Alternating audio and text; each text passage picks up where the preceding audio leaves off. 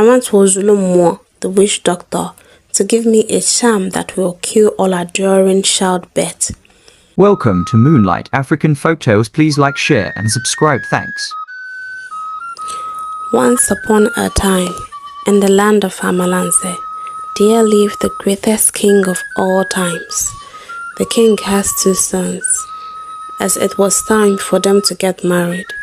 As tradition demands, a contest will be held, and one who intrigues or fascinates the prince's interest will be crowned the princess. But the prince already has a lover, who comes from a rich family named Oluchi. Prince Afamefuna adores Oluchi so much and refused the contest, but Oluchi told him to go ahead. Instead, she will partake in the contest to gain her full respect from the people as the princess to be. Prince Afamefuna was happy when she said that, at the same time worried. Though Oluchi comes from a rich family, Oluchi is poorer than a library rat. The villagers hate and despise her, claiming she killed her mother while she was giving birth to her. The stepmother hates her, calling her a thief. Her father calls her a murderer, while the villagers call her a witch. Even with the enormous hatred, Oluchi was still loved massively by her stepsister, who also loved the prince without knowing he is dating Oluchi. Oluchi's stepsister, Asamma, was a beauty to behold.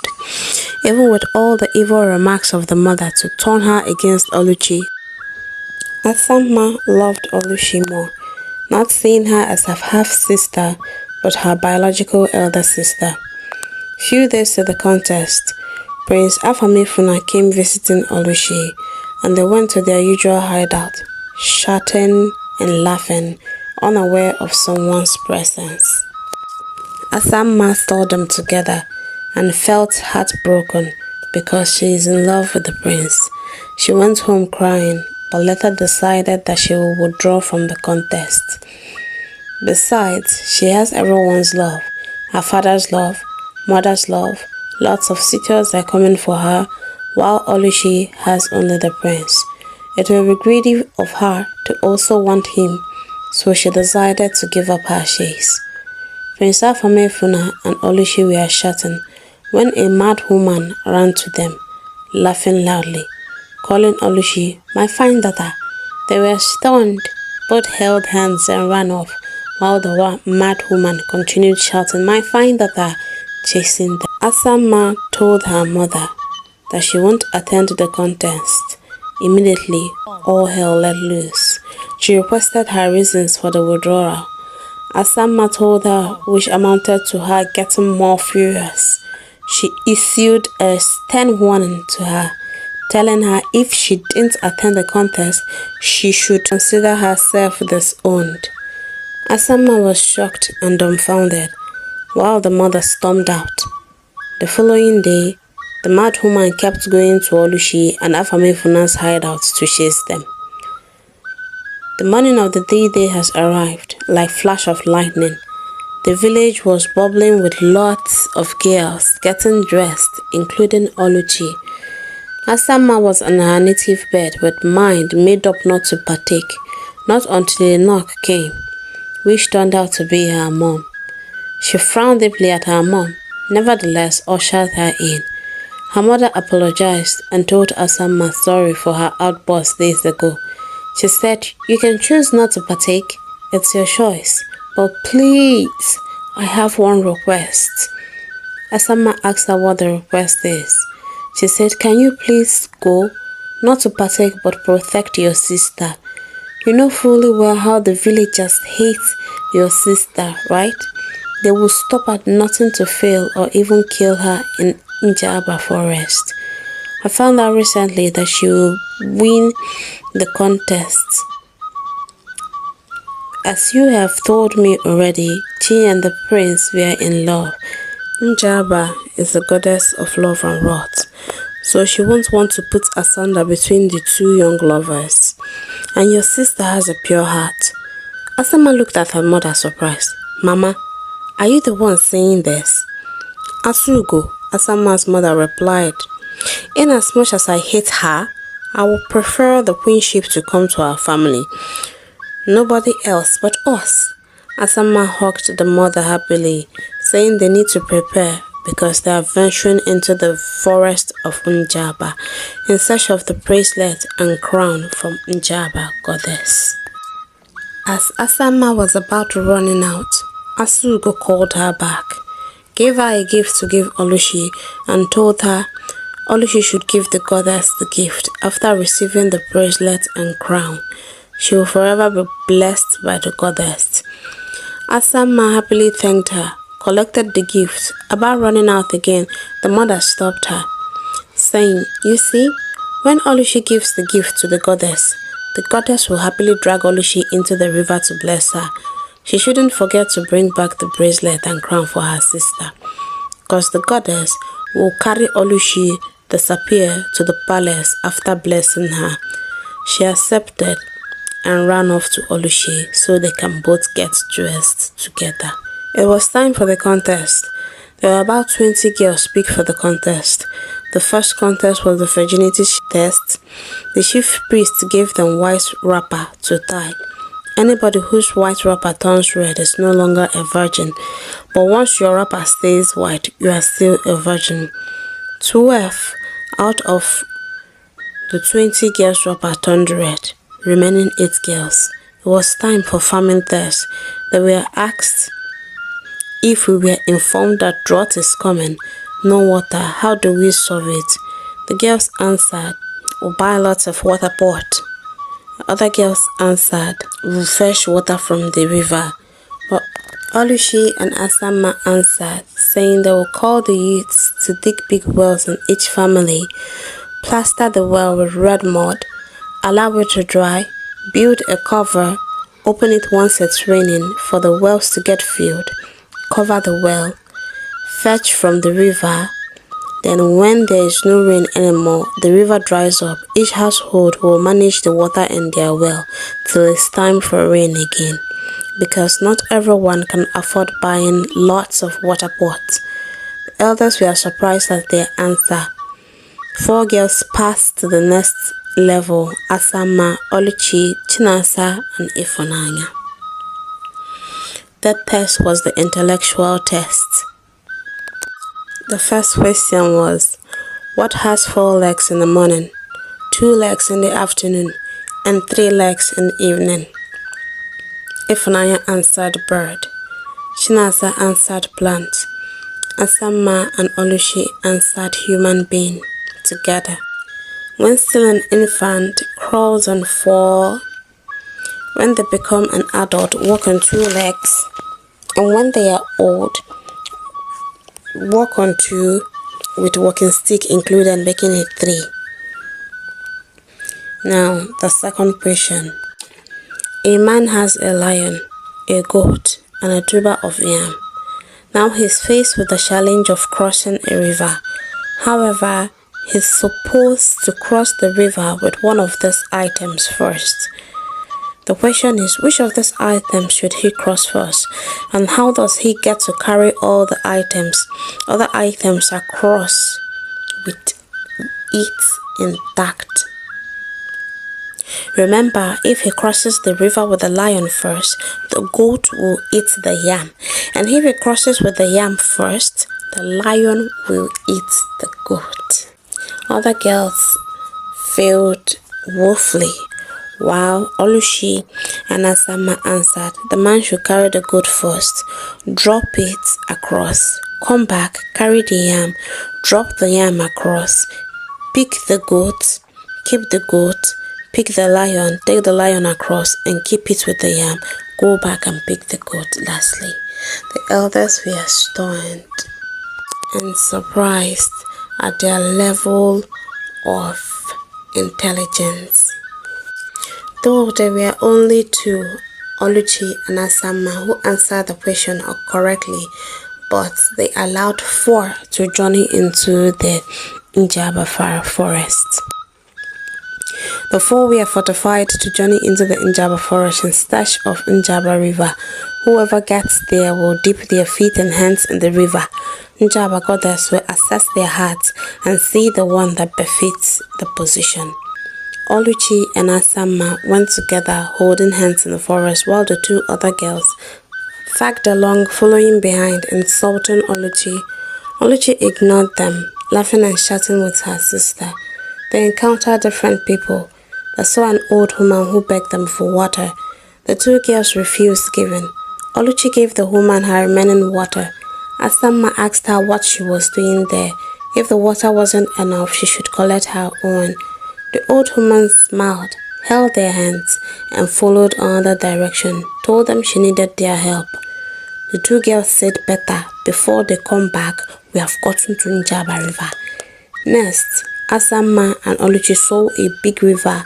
They looked at the old woman, but she smiled and told them that is Njaba River, that she is a messenger of Njaba. She disappeared. Oluchi told Asamma, if I will lose this position to anyone, I need it to be you. Asamma felt her eyes getting moist. She told Oluchi, it's your position. I know about you and Afamefuna.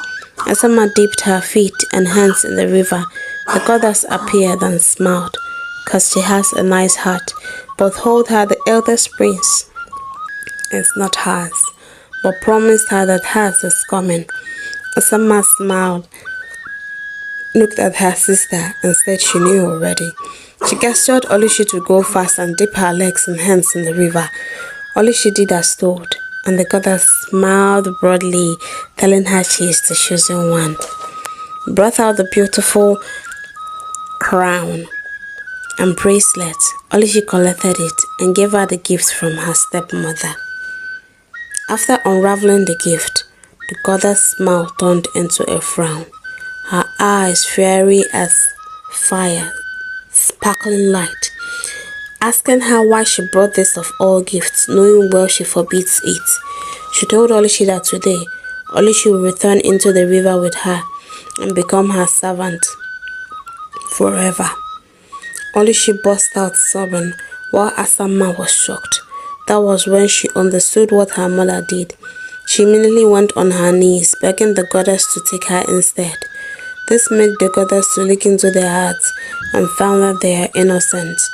She took hold of their hands and disappeared, appearing in the village square where all villagers were gathered, shocking Asugo, Asamma's mother, telling her to confess.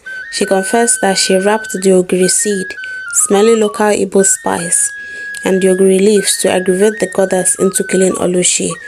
The goddess told her to start from the beginning and confess all her atrocities. Asugo began. Before my mother died, she told me that my father impregnated her and left her. She told me the name of my father and gave me his address.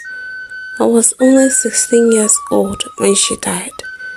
I traced my father Okeke, Oledo's father. Oledo is Oluchi's mother. When I met her, I cried bitterly. I told her I was an orphan who had nowhere to go. Oledo was the only child. Well, that was what she thought. She didn't know I am her sister. Oledo was 18. I was 16. I became confused because my mother told me that Okeke got her pregnant. In fact, I am my father's first child and the heir to his properties. I was surprised to meet Oledo, who was older than me. Oledo was kind-hearted, so I capitalized on that to get my revenge, without her noticing or even suspecting. Everyone in the village loved Oledo. Oledo pleaded with Okeke to accept me as his second daughter, that I am an orphan, which Okeke accepted. He felt Ola needed a sister. Ola treated me like a younger sister, showered me with love. Mine was to make demands, and Ola will get them fulfilled. Ola got me everything I wanted. Even though it meant sacrificing her happiness, she would do it for me. I wanted Ola's life so much, and she gave it to me not until Asamma's father came. He loved Ola so much, and Ola loved him. I do not love him, but I wanted everything Ola had. Ola had already left 3 boys for me, so I wondered what was so special about Asama's father that she refused giving me. For the first time, Ola was ready to keep malice with me. We were 23 years then. I pretended to be happy for Ola, but swore to take everything from her. Asama's father went ahead to marry Ola. I was waiting for the perfect opportunity to strike. I pretended to be the perfect sister, showing her lots of love in the presence of Asama's father. I went to Ozulumo, the witch doctor, to give me a charm that will kill Ola during childbirth. But Ozulumo told me that because of the oath I had with Ola to be sworn sisters, that I can't kill her. But I had an alternative. He said I should come back when Ola was due for pregnancy. I agreed. I went back when Ola was 9 months pregnant. He said, "You only have to commit a grave sacrilege and get Oma say that she will bear the consequences." He said I needed to make love to my blood relation, which was a taboo that incurred madness.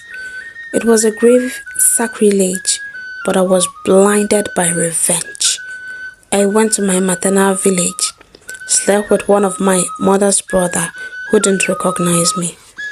Ozulumo gave me animal sleeping herb that will make Ola sleep for 3 days. The only caution was never to allow Ola see any of her child. If not, after 2 weeks, she will regain herself. When Ola gave birth to Asama, she was all smiles. I danced happily in the hut and gave Ola a palm wine laced with the sleeping herb. I told her it will help produce lots of breast milk. She took it happily and drank. After drinking it, she fell asleep. We called the husband and he ran into the hut, shaking Ola. She didn't wake up. We waited for 2 days. She didn't wake up. I was crying bitterly. On the 3rd day, they buried Ola. Immediately they left. I paid people from faraway land who dug her out and we took her to the evil forest, waiting for her to wake up. To all the villagers, she was dead. But to us who knew, she was still alive. After the 3rd day, she woke up, asking what she was doing in the forest. I started crying, threatening to kill myself. She consoled me, telling me she was ready to bear the consequences of my actions. That was how she ran mad. All I didn't know, we have performed the rituals already. We were only waiting for her to say the words so she can be an scapegoat. I built a hut, locked the door, and made sure she didn't come out. I later discovered I was pregnant for my uncle. I ate otapiapia leaf for abortion, and it took my womb too. I couldn't bear kids anymore, so I drugged Asama's father. After he drank lots of palm wine, 2 years later, I brought Ola in to sleep with him. Early morning, I took Ola back. I pretended he raped me. He married me immediately. I found out Ola was pregnant. I myself pretended to be pregnant. When Ola gave birth today, I pretended to give birth tomorrow. Asama is Oledo's daughter. I locked the hut and only took food to her. The villagers never noticed because the king banned people from going to that evil forest. Not until 2 weeks ago, I went to the hut and didn't see her. I forgot to lock the hut. The villagers were shouting. Oluchi's father was shouting too, calling Asugo evil. Asugo continued. I instigated the father into hating Oluchi, telling him a witch doctor said Oluchi killed my sister. I made the villagers believe she is a thief. I tried killing Oluchi several times, but it was as if a force was protecting her. I slept with Ozulu more just to get Oluchi killed. I tried keeping enmity between Oluchi and Asamma, but blood, they say, is thicker than water. That was when Oledo came out and the villagers shouted. Oledo told Asugo, "How could you do this to me? I loved you like a sister. I always knew you were my half-sister. When you came pretending to be an orphan, we went to inquire from the villages you mentioned and found out who you were. Truly, your mom died. My dad married your mother after my mother died because he needed someone to take care of me. When he came back one day, he met your mother sleeping with his best friend while she was pregnant for him. My father found out it was a plan between his best friend and your mother. They were lovers and planned to kill my father and take his properties. My father sent her packing. He came several times to see you. She refused him seeing you. So when you came, I wanted to show you all the love you missed. But seems like you are truly your mother's daughter. I denounce whatever promise I made of bearing the consequences of your actions." Asugo ran mad, ran out of the village square into the evil forest. Odasinjaba said, "I am a goddess of wrath and love. Oledo was one of my worshippers.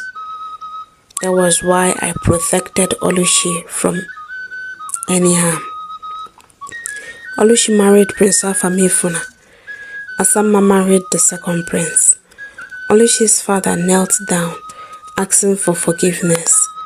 Oledo forgave him and hugged Oluchi. Oluchi laughed, remembering how Oledo chased her and Prince Afamifuna.